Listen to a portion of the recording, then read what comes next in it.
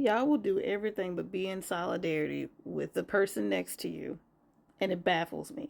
So there's this whole anti-hobosexual movement, Hobo sexual movement, and I've been homeless for over 10 years, so I know what hobosexual means, but let's start with the root word, hobo. Hobo. Hobo is short for homeward bound. And a lot of times this word is used in place of nomadic. These people who identify as hobos usually travel.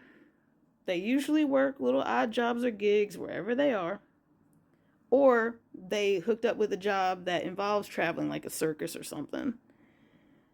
And somehow that got tied in with this new wave of anti-homeless rhetoric, because there are hobosexuals and they hook up with hobos because they know it will be short term and there's no strings attached and this person will be gone while they get to stay wherever they are.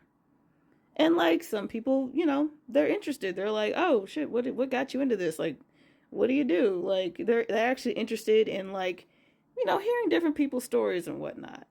And they also want to be intimate with these people. And that's fine. People get to do whatever they want to do. But the way that this word has been bastardized by cisgender heterosexual people, housed people, mind you, is specifically men who get into relationships with women for the sake of having housing. First of all, the average hobo goes south for the winter.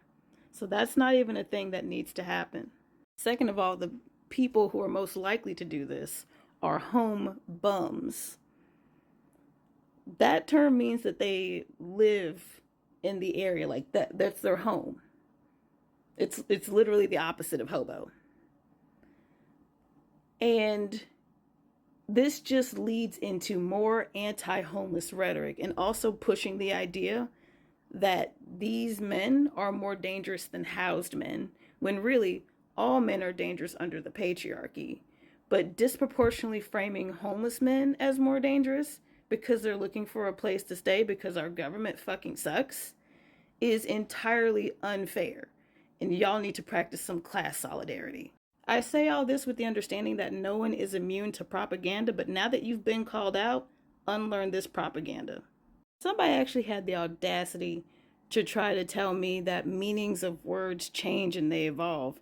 And that's true, but with 60% of Americans being one missed paycheck or one emergency away from being homeless, how about we don't let terms evolve into anti-homeless rhetoric and hate speech? Because that could apply to you tomorrow.